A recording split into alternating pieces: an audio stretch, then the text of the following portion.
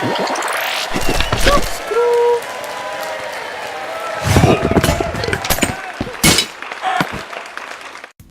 guys, it's Avondale, and welcome back to another episode of Behind the Walls, where I take you behind the walls of the Noxcrew Gameshow.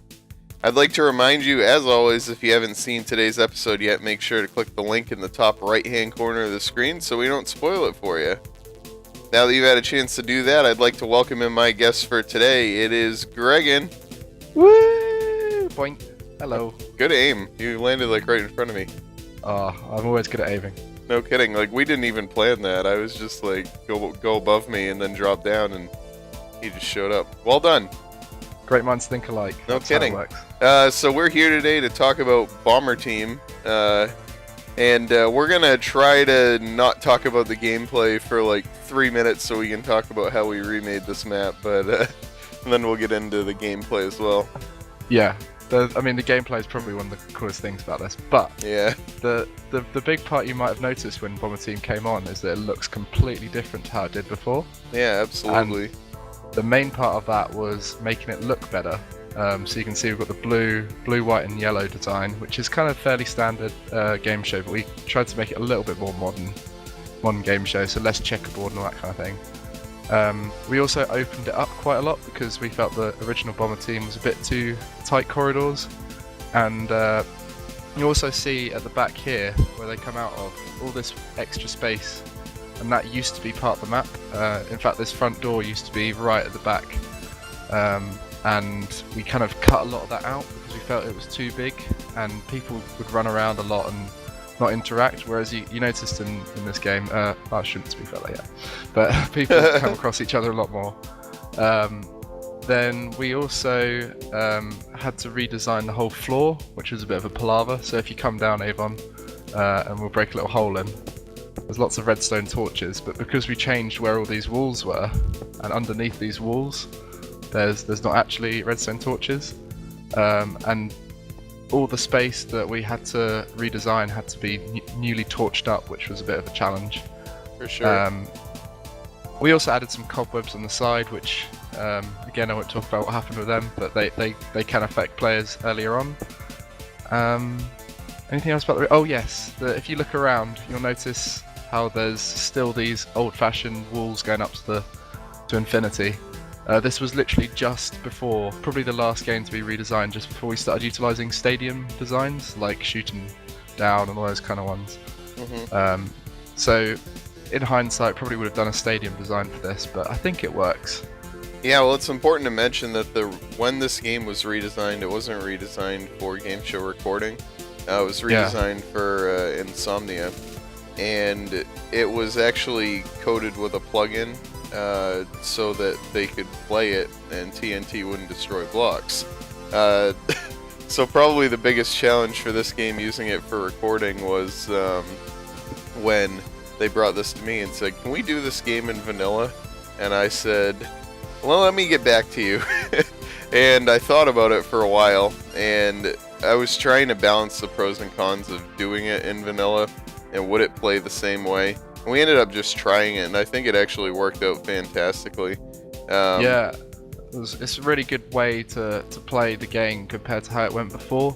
How every time we played it from the redesigning, after redesigning it just seemed to always have an exciting game, and that was always quite a good bonus. Having this game after Insomnia to utilise for the game show. Oh jeez, that was surprising.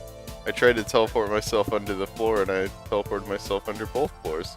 And I don't have night vision, so there we go. Okay. Yeah, I just wanted to show off the redstone really quick and how it really wasn't that complicated. Not a lot of stuff going on down here. It just got played. It never got reset after it got played. Let's do that. Yeah, really simple. If you guys didn't catch in the episode, it was the TNT is an entity after it lights itself. So after a certain lifetime in it, let's see if I can figure out which one it is. Not worth it. Oh, this one right here. It's killing the TNT when it reaches a lifetime of 79. So it's alive for 79 ticks. It explodes on the 80th tick. so it gets killed right before that. And right before that happens, it executes on it, summoning the creeper. And the creeper would be invisible, but it's always visible for the first tick that it spawns in. So sometimes you saw it before it blew up in the video, but that's how we did it with creepers. That's really cool. I was Yeah. not expecting you to say that. I thought you just turned off TNT explosions or something. Nope. If you turn off TNT explosions, it doesn't blow up, it doesn't hurt people, which kind of makes this game impossible. Yeah. And then the supply drops we did here were actually, they were based on the timer mechanism that we use at the spawn chunk, and they were just summoned minecarts. It's actually this one I had Skyo do those commands, because the day we were doing this, finishing this game up, I was really busy doing like 9 other things. I was just like, you just do these please and make them work, and she came to the rescue for sure. Alright, so we're back up inside the game lobby, and I figured we'd better finally talk about this this game, and was that entertaining or what? There's just so much variety in gameplay. Like, with games like this, you're just worried that everyone's going to die the same way. People are just going to run around loads, but everyone almost got trapped in different ways. Yeah, exactly. They, and by everyone you mean 50 Shades of Awesome. Yeah. Poor guys.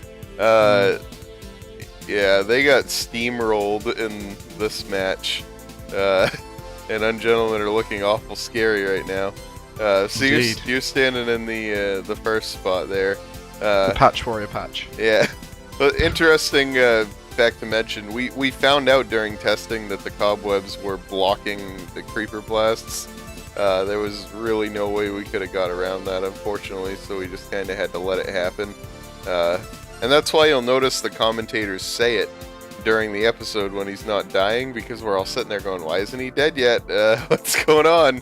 But yeah, it was the cobwebs block creeper damage. Yeah, I mean, just the lead up to that play, what Ungentlemen did is they spread out, and based on where one of the blue team was going, they would communicate with each other and tell them to corner them from another side. So with a situation like this, you've got a big wall here, and if they're running blind around the corner, then there was always someone there ready to catch them, to either turn them round or block them off.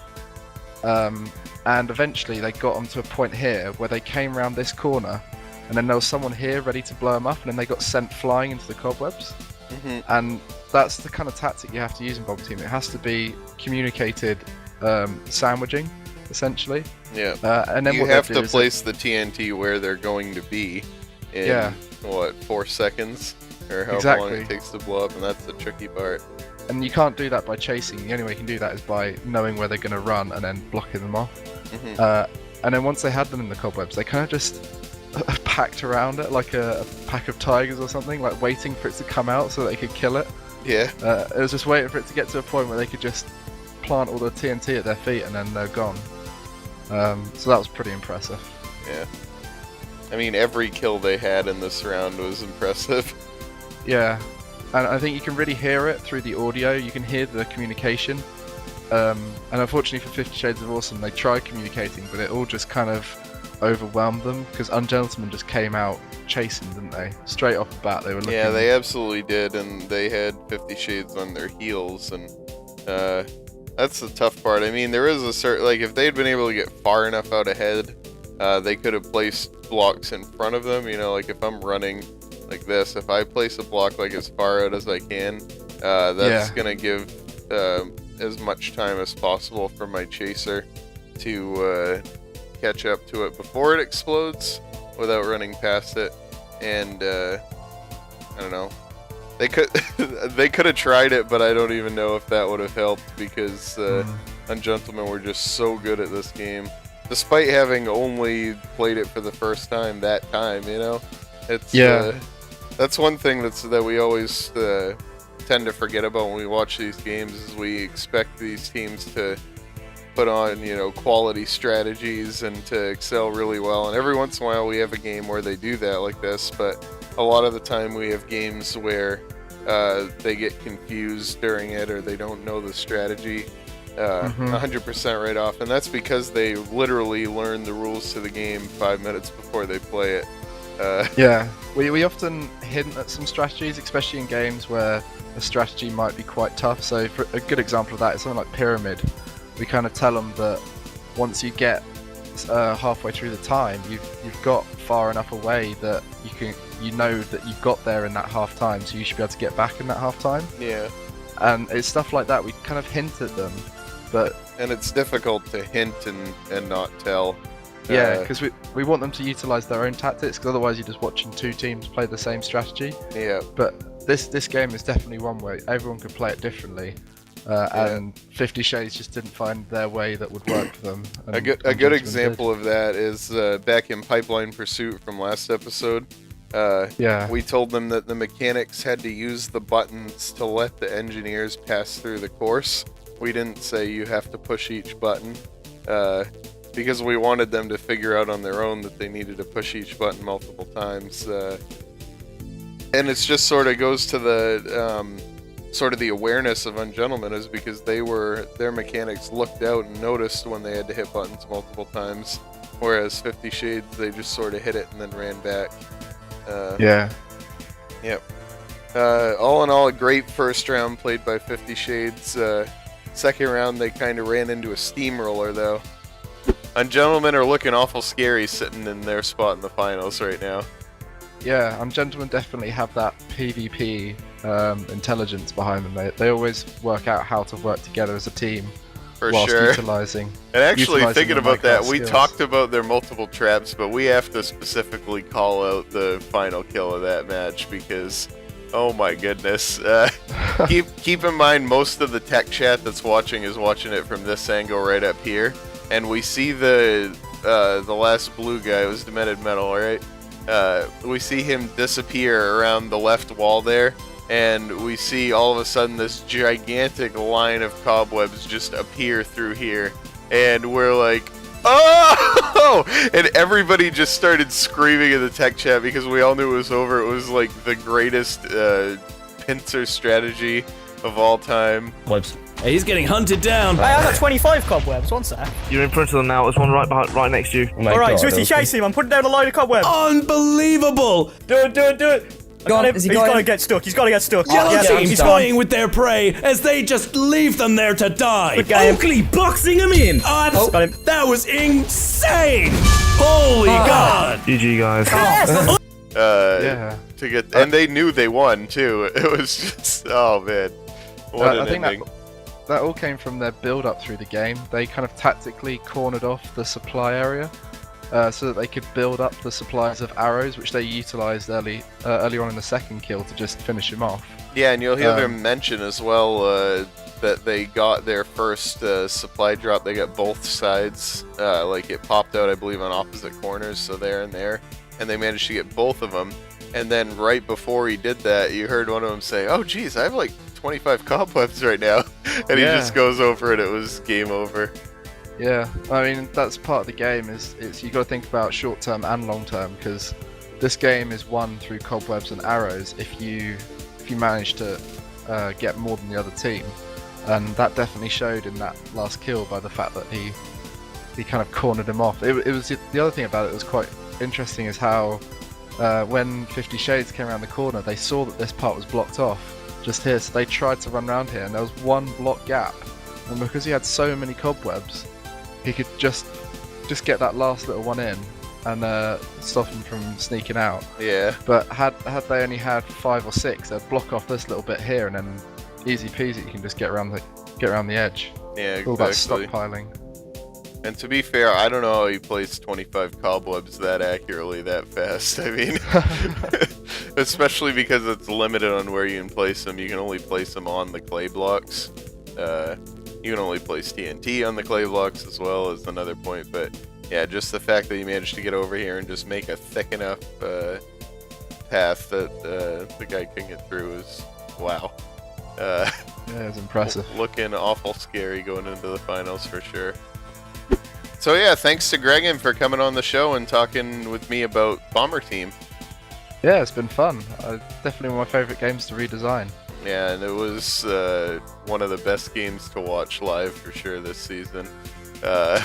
One of the more oh boy. Ah! Oh wait, it blows up the ground. And that's what happens when you don't have the clock turned on. Oh. Alright, so anyways, Gregan's gonna get to work fixing this. And I'll see you next time. I've been Avondale, thanks for watching. See ya. May have just placed a TNT. Why would you do that? I just wanted to see whether it blows up. You should know. Oh my god. It's fine, I did it right by loads of walls, so it made a big hole. The main part of that was making it look better. So you can see we've got the blue, white and yellow design, which is kind of fairly standard game show, but we tried to make it a little bit more modern game show, so less checkerboard and all that kind of thing. We also opened it up quite a lot because we felt the original Bomber team was a bit too tight corridors, and you also see at the back here where they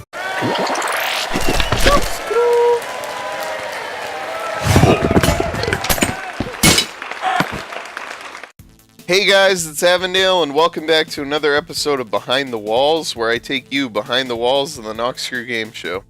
I'd like to remind you, as always, if you haven't seen today's episode yet, make sure to click the link in the top right-hand corner of the screen so we don't spoil it. Talk about Bomber Team, and we're gonna try to not talk about the gameplay for like 3 minutes so we can talk about how we remade this map, but and then we'll get into the gameplay as well. yeah. I mean, the gameplay is probably one of the coolest things about this, but Yeah. the big part you might have noticed when Bomber Team came on is that it looks completely different to how it did before. Yeah, absolutely. And come out of all this extra space, and that used to be part of the map. In fact, this front door used to be right at the back, and we kind of cut a lot of that out because we felt it was too big, and people would run around a lot and not interact, whereas you noticed in this game, I shouldn't speak about that yet, but people come across each other a lot more. Then we also... For you. Now that you've had a chance to do that, I'd like to welcome in my guest for today. It is Gregan. Woo! Boink. Hello. Good aim. You landed like right in front of me. Oh, I'm always good at aiming. No kidding. Like, we didn't even plan that. I was just like, go above me and then drop down, and he just showed up. Well done. Great minds think alike. No That's how it kidding. works. So we're here today to